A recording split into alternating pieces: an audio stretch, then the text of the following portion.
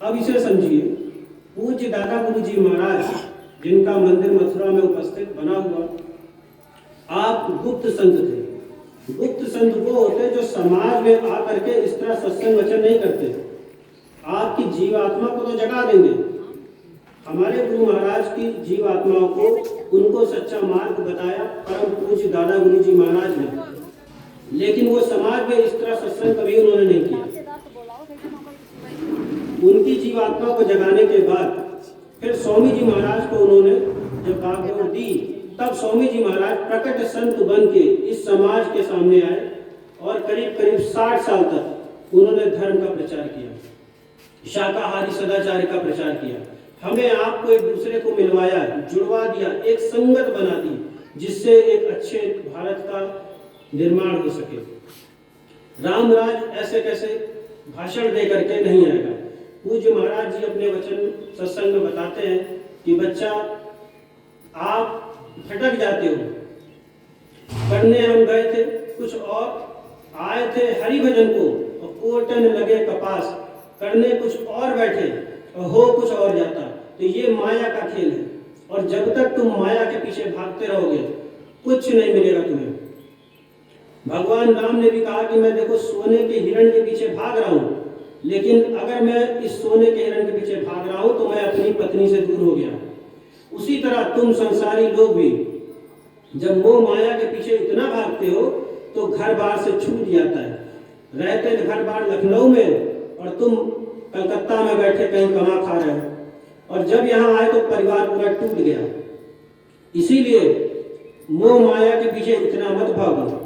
ये मोह माया, ये शरीर जिसके लिए तुम इतना भागदौड़ कर रहे हो, ये तुम्हारा अपना शरीर है ही नहीं। ये शरीर की रचना 4 तरीके की है। जिस शरीर में हम आप लोग यहाँ बैठे, ये स्थूल शरीर बोला गया। ये धूल के समान है, कभी भी ये नष्ट हो सकता, खत्म हो सकता, कभी भी छूट सकता।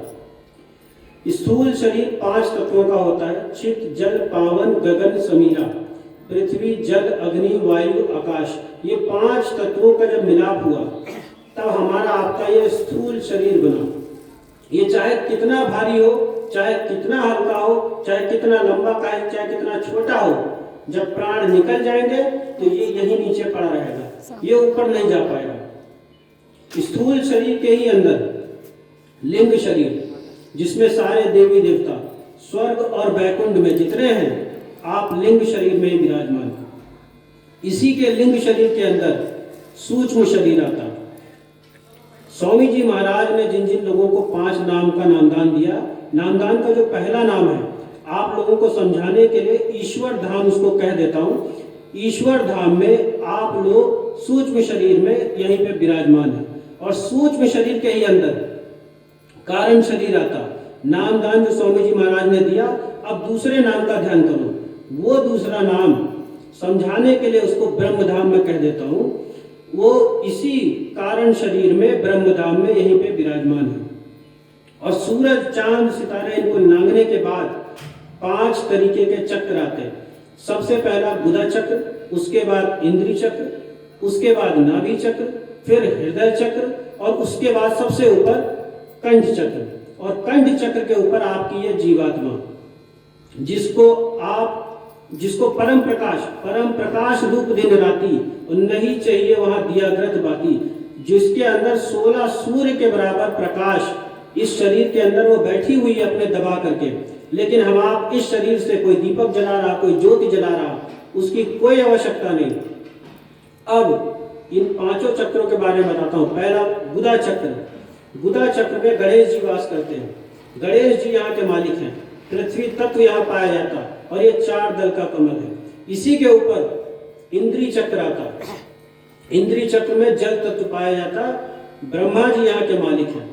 उसके ऊपर आता है नाभि चक्र, विष्णु जी यहाँ के मालिक हैं।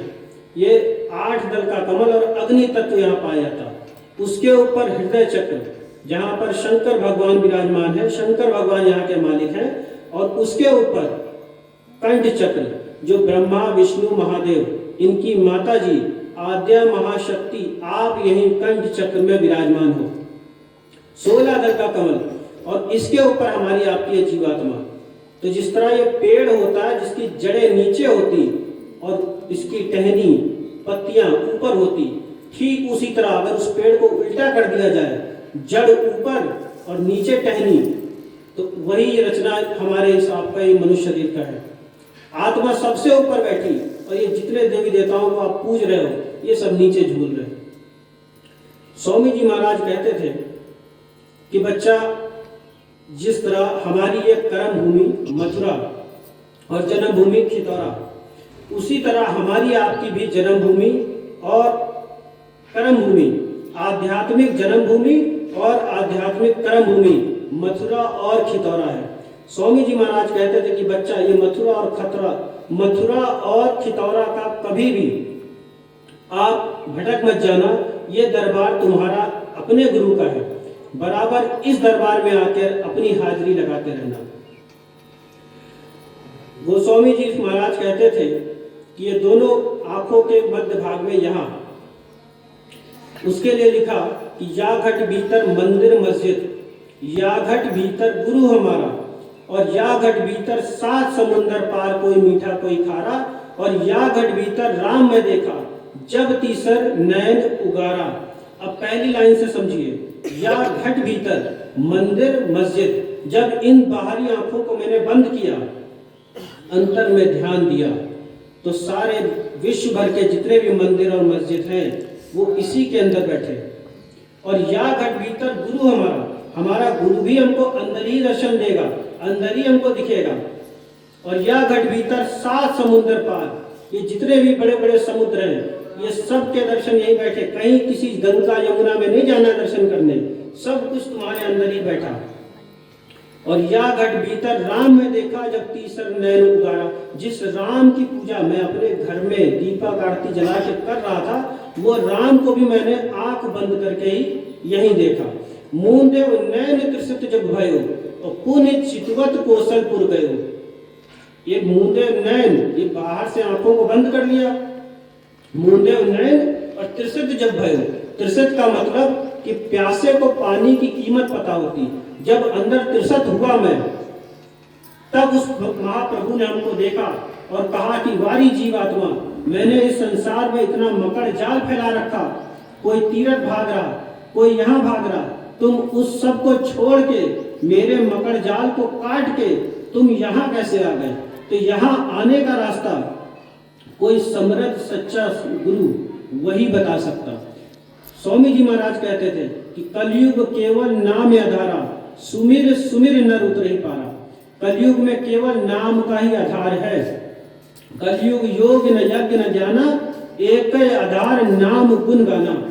कलयुग में न योग है न यज्ञ है न ज्ञान है, क्योंकि ज्ञान हमें आपको होता तो आज इतने घरों में मांस मदिरा न चल रहा होता। अच्छे बुरे की पहचान नहीं है, इसीलिए वो सचखंड को छोड़ के संत महात्मा हमारे इस मृत्यु लोक में आते और मुक्ति लोक को छोड़ के मृत्यु लोक में आके हमें बताते कि बच्चा, तुम आए वही देश से जहां तुम्हारो धाम, और तुमको घर पहुंचाना एक हमारो काम। मैं कहीं अलग नहीं हूं, मैं उसी धाम से आया हूं जिस धाम के तुम रहने वाले थे, लेकिन तुम नीचे आके भटक गए। तुम अपना सच्चा रास्ता, सच्चा वतन भूल गए, इसलिए तुमको वापस वहीं ले जाने में आया। लेकिन वो तब होगा जब तुम्हारे कर्म साफ होंगे। गंदे कपड़ों में जिस तरह हम लोग शादी बारात में नहीं जाते, तो कैसे मान लिया, कैसे सोच लिया, गंदे कर्म अगर लिपटे हुए हैं तो हमें उस धुरधाम वहां पे हमको पहुंचने को या जाने को मिल जाएगा, जहां के लिए लिखा कि ना कोई गुरु ना कोई चेला, सब में बोले एक अकेला। जब आप उस धाम को पहुंच जाओगे तो वहां पर ना कोई गुरु बैठा, ना वहां कोई शिष्य बैठा। ये तो पुरुष और महिला का भेद यहाँ नीचे है। वहां पर जितनी भी आत्माएं पहुंची उन सबको पुण्य आत्माएं कहलाया गया। वहां कोई भेदभाव नहीं है कि ये गुरु है, ये चेला है, ये स्त्री है, ये पुरुष है, ये बच्चा है। उस परमात्मा को प्राप्त करने की कोई उम्र नहीं है। जैसे इस तरह यहाँ पे मालिक के वचन अभी हम लोग सुना रहे हैं, कोई 10 वर्ष का बच्चा बैठा होगा, कोई 20 वर्ष का बच्चा बैठा होगा, कोई महिला बैठी 45 की, कोई वृद्धावस्था में दादा परदादा बैठे होंगे 70 साल के। आए सब लोग गुरु महाराज के वचन को सुनने के लिए। तो ठीक उसी तरह उस परमात्मा की शरण में जाने के लिए कोई उम्र नहीं है। जिस तरह ये मंच लगा, ताजे फल फूल चढ़े हुए हैं और तुम सोच रहे हो अभी नहीं करेंगे भक्ति, हम भक्ति तब करेंगे जब 60 वर्ष के हो जाएंगे, जब ये आध्यात्मिक सफर अपना तब शुरू करेंगे जब भौतिक कर्मों से मुक्त हो जाएंगे, रिटायर हो जाएंगे, तब हम आएंगे। तो जब मंच पे ताजे फल फूल चढ़ा रहे हो तो बासी सांस वो परमात्मा को चढ़ा के कैसे उस परमात्मा को प्राप्त कर लोगे तुम? यही मोटी बात जो इस संसार के आदमी नहीं सुनते, नहीं समझते। जब घर में कोई मरता तो तू बाहर उसको फुकनता, तो बाहर का मुर्दा फिर तू क्यों पेट में धरनता, केहू समझाओ जगत भय अंधा। अब इसका मतलब कि जब घर में आपकी किसी की मृत्यु हो जाती है, कहते हो मिट्टी हो गई, तो उस मुर्दे को ले जाके आप बाहर जाके अपना क्रियाक्रम कर देते हो, बाहर ले जाते हो, घर के अंदर कुछ नहीं करते।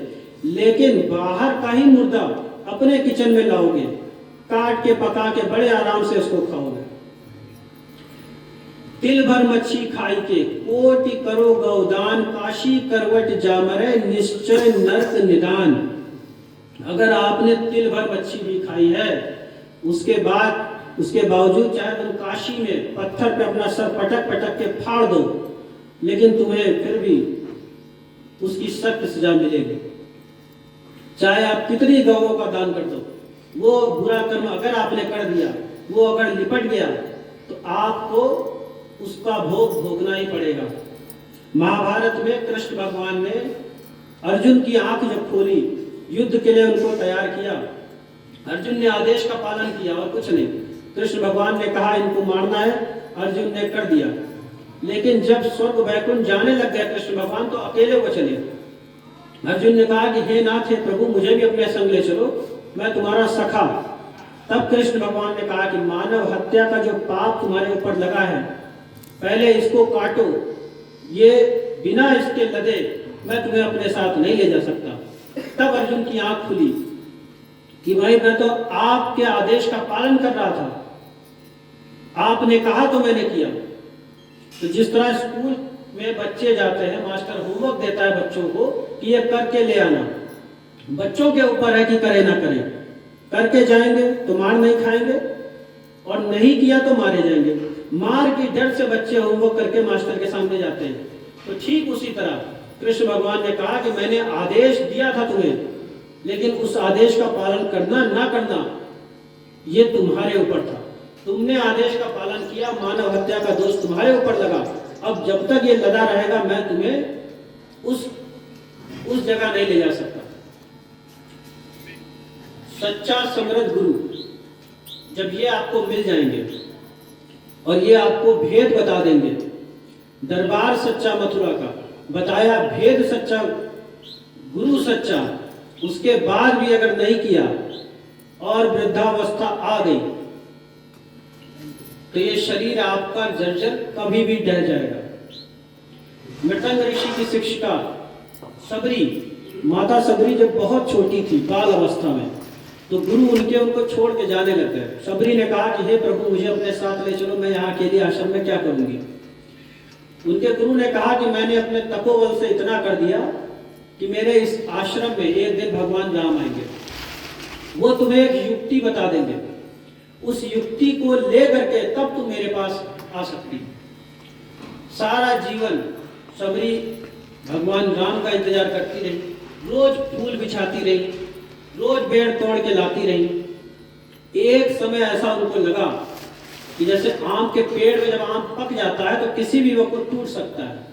अब वृद्धावस्था आई तो सबरी को लगा कि अब ये शरीर से किसी भी वक्त प्राण निकल सकते और राम का कोई अता पता नहीं, तो मैं अपने गुरु के पास जाऊं तो कैसे जाऊं, क्योंकि विद्या उनके पास है, चाबी उनके पास है। वो चाबी मिलेगी तो ताला खुलेगा, तब दरवाजा खुलेगा, तो अपने गुरु के पास जाऊंगी। केवल गुरु की चाह थी उनको, बाकी दूसरा कोई राम से और कोई मतलब नहीं था। अगर गुरु कहता कि भाई भरत और शत्रुघ्न आएंगे तो वो अपना इंतजार भरत और शत्रुघ्न पे करती, लेकिन गुरु का आदेश था राम लक्ष्मण आएंगे, युक्ति बताएंगे, उस युक्ति को लेकर तब तुम मेरे पास आ जाना। केवल गुरु का ये आदेश था। इसलिए सारा जीवन उन्होंने राम का इंतजार किया, दूसरा और कोई कारण नहीं। जब राम आए तो तब सबरी ने अपने स्वामी महाराज का जो दर्शन, जहाँ सिंहासन जहाँ वो विराजमान होते थे, उसका दर्शन कराया। उसके बाद सबरी ने स्वयं उनको बताया कि हमारे गुरु ने कहा था कि एक दिन आप यहाँ आओगे, हमें एक युक्ति बताओगे। तब राम को जब पता चला तो राम ने हाथ जोड़ के कहा कि माता, जो तुम हमसे मांग रही हो वो हम आपको नहीं दे सकते। मैं काल रूप उनकर दाता, शुभ और अशुभ कर्म फलदाता। मैं काल का ही दूसरा रूप हूँ। हे माता, जो मुक्ति मोक्ष तुम मुझसे मांग रही हो वो मेरे हाथ में नहीं है। मुक्ति तो है संतों की दासी, और पड़ी रहन दो चरणों के पासी। अरे ये मुक्ति तो संतों के चरणों में पड़ी है।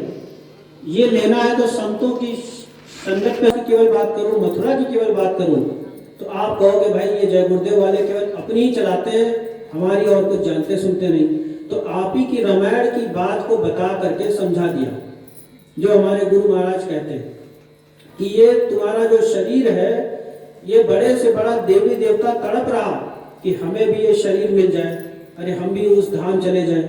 लेकिन बड़े भाग्य मानुष तन पाया, कोटि जन्म जब बटका खाया। बहुत भाग्य से ये मनुष्य तन हमको आपको मिला। अब क्यों मिला ये आपको बताएगा वही जो सच्चा समृद्ध गुरु है। कोई लाल पीला पहनने वाले गुरु को अगर तुमने कर लिया तो अंधा गुरु है और बहरा चेला है। अंधा गुरु बहरा चेला दोनों करे नरक में ठेलम ठेला। ना उसको कुछ ज्ञान, ना वो कुछ देख सकता, और चेला जो है वो बहरा है। अगर वो देख भी पा रहा है तो सुना रहा है, लेकिन चेला क्योंकि बहरा है वो सुन ही नहीं सकता। ना इनको कुछ मिलेगा ना उनको कुछ मिलेगा। तो इसलिए सच्चा समृद्ध गुरु, उसकी खोज करो। अगर ना खोज पाओ तो हर गांव में, हर कस्बे में देखो बाबा जय गुरुदेव जी के अनिवार्य बैठे हैं, उनको पकड़ लो, मथुरा दरबार हो आओ, नाम की वो दौलत, वो बख्शीश ले लो। दो तरीके के नाम भी होते, वर्णात्मक नाम और ध्वनियात्मक नाम। वर्णात्मक नाम वो जो वाणी से बोलने में आए, जो जुबान से बोलने में आए। जैसे हमारा नाम मधुकर है भाई, किसी का नाम राम है, किसी का श्याम है, तो जो जुबान से बोलने को आए वो उसको बोला गया वर्णात्मक नाम।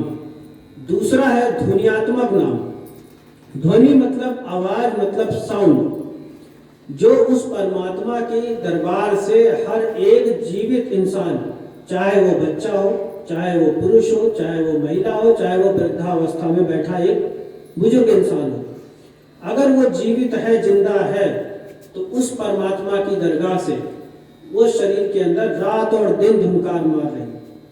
अब उसको सुना कैसे जाए? वो रास्ता आपको वहां उस मथुरा दरबार में बताया जाएगा। एक नाम आपको बताया जाएगा, उस नाम का ही आपको घर बैठ के जाप करके अपनी जीवात्मा का कल्याण करा लेना है। और अगर ये मांस मदिरा के चक्कर में पड़ गए, देखा देखी भक्ति का कबो न चढ़ता रंग। भाई गुरु ने कहा कि चलो उज्जैन महाकाल शराब चढ़ा दोगे, ये मिल जाएगा। तो देखा देखी भक्ति उन्होंने चढ़ाया, हम भी चढ़ाने लग गए, और फिर उसी शराब को प्रसाद बता के तुम बांट के पीने लग गए, और उसके बाद होना था कुछ और, तुम शराबी हो गए। पहुंचना कहीं था, तुम पहुंच कहीं और गए। अब भक्ति कभी भी ना तो कोई नशीला पदार्थ लेके हो सकती, और ना ही गलत खान पान से हो सकती।